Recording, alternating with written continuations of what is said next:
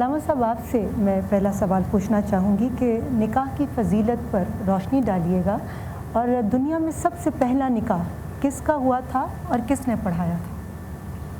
بسم اللہ الرحمن الرحیم۔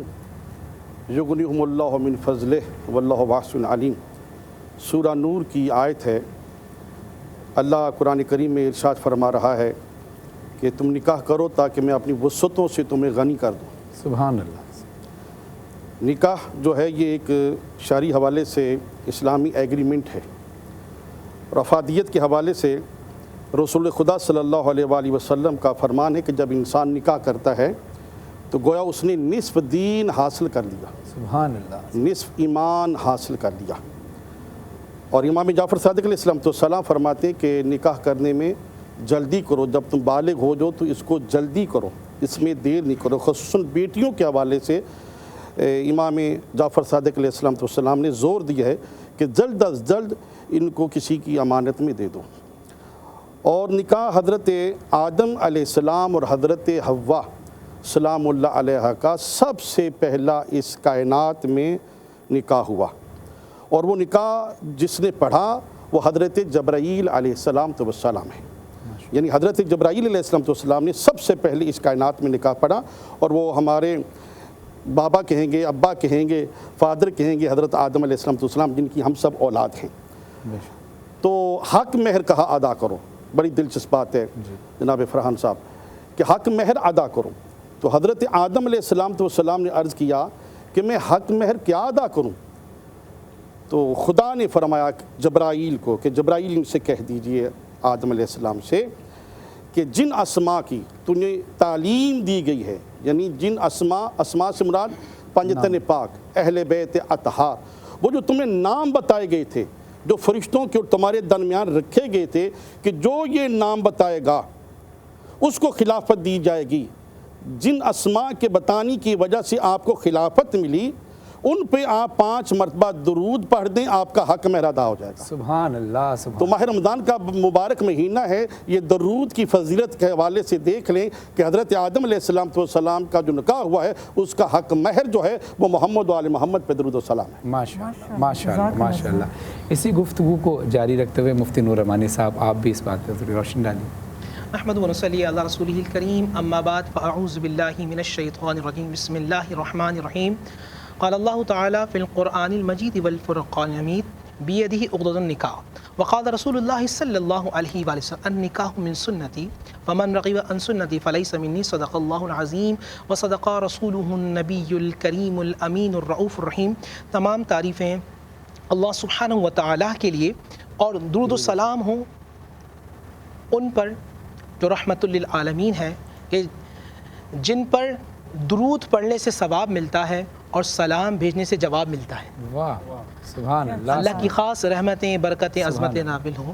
اور آج بڑا اچھا ٹاپک رکھا آپ نے، اور میں آج انٹرٹینمنٹ اور آج نیوز کو یہ مبارکباد پیش کرتا ہوں، اور آپ دونوں ہوسٹ کو، کہ جو سوسائٹی کے جو ایشوز ہیں، جو کرنٹ ایشوز ہوتے ہیں، آپ کرنٹ ایشوز پر بات کرتے ہیں، اور ایک کوشش یہ ہوتی ہے ایک مبلغ کی، ایک تعلیم حاصل کرنے والی کی اور تعلیم دینے والے کی کسی طرح اصلاح ہو جائے، اور جب اصلاح ہو جاتی ہے بندہ اللہ سے جڑ جاتا ہے، تو جو جڑنے والے کو بھی ثواب ملتا ہے اور جو جوڑنے والے سبب بنتا ہے اس کو بھی ثواب ملتا ہے۔ آپ نے سوال کیا نکاح کے حوالے سے، قرآن نے کہا میثاقاً غلیظا، یعنی کہ بہت مضبوط قسم کا کانٹریکٹ جو اللہ سبحانہ و تعالیٰ کی طرف سے، بیدی عقدۃ النکاح، اس پروردگار کی ہاتھ میں ہے کہ اس نے نکاح کرایا۔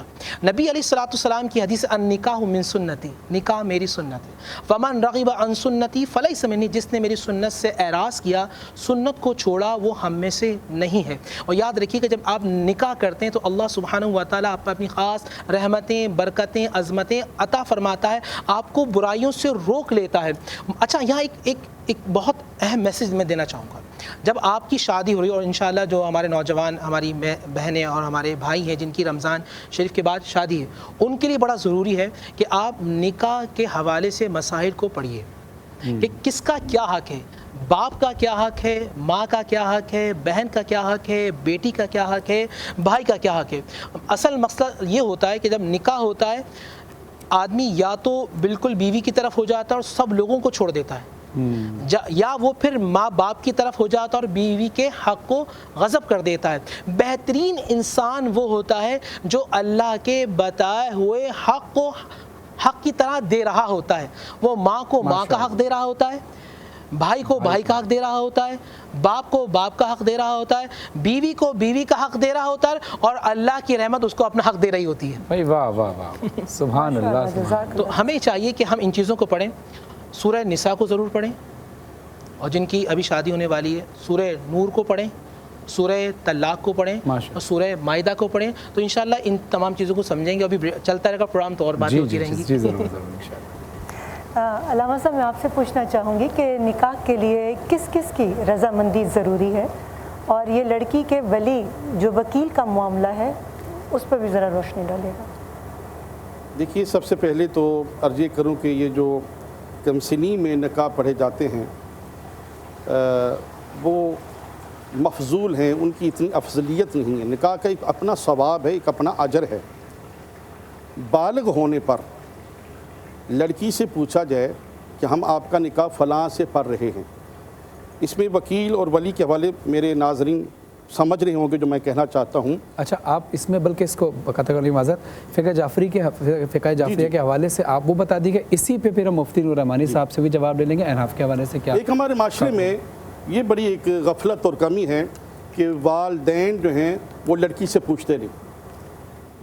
لڑکی سے پوچھنا چاہیے۔ رسول خدا صلی اللہ علیہ وآلہ وسلم نے سیدہ فاطمہ زہرا سلام اللہ علیہا سے پوچھا ہے کہ آپ کا نکاح علی ابن ابی طالب سے پڑھا جائے گا، تو آپ نے فرمایا کہ اس سے بڑی برکت اور سعادت کو نہیں۔ حضرت ام البنین سے، حضرت عباس کی والدہ ماجدہ سے آپ کے والد محترم نے پوچھا کہ علی ابن ابی طالب کا رشتہ آیا ہے، تو یہ بیٹی سے پوچھنا چاہیے۔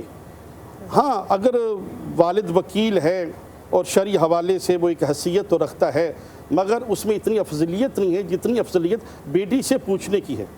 بالغ ہونے پر نکاح کی افضلیت ہے، اور کم سنی میں جو نکاح پڑھ دیے جاتے ہیں اس میں افضلیت نہیں ہے۔ اور نکاح کے حوالے سے یہ جو وکیل ہے، ہم اس سے حق مہر پوچھتے ہیں، مگر پھر وہی بات آ گئی کہ افضلیت جو ہے حق مہر کے حوالے سے وہ بیٹی سے پوچھی جائے کہ کیا آپ حق مہر چاہتی ہیں۔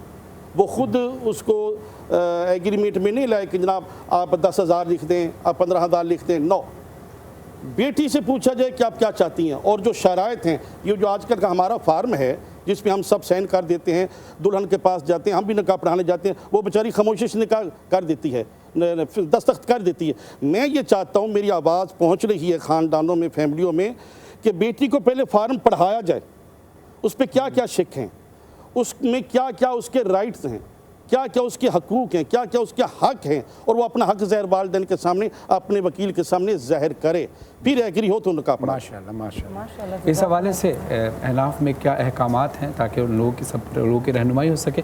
مفتی نور رحمانی صاحب۔ بسم اللہ الرحمن الرحیم۔ اگر نے بہت اچھی باتیں کی، اور احناف اور فقہ جعفری میں جو ولی کے حوالے سے وہ ایک، کیونکہ قرآن مجید فرقان حمید سب کا ہے تو ایک ہی چیزیں اس میں چیزیں ہیں۔ یاد رکھیے گا ولی کے حوالے سے ایک بات کی، ہمارے یہاں جو لوگ نکاح پوچھنے جاتے ہیں، میں لوگوں سے خاص طور پہ لڑکی سے ولایت کے حوالے سے پوچھیں، کیا آپ مجھے اپنا وکیل مقرر کرتی ہیں؟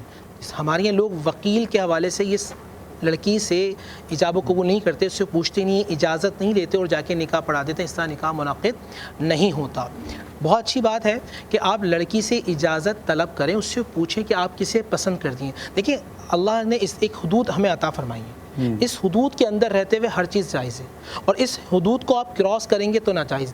قرآن نے کہا تلکا حدود اللہ، احترام اعتماد لڑکی کو ہوتا ہے اپنے ماں باپ کو، اور ماں باپ اچھا فیصلہ کرتے ہیں۔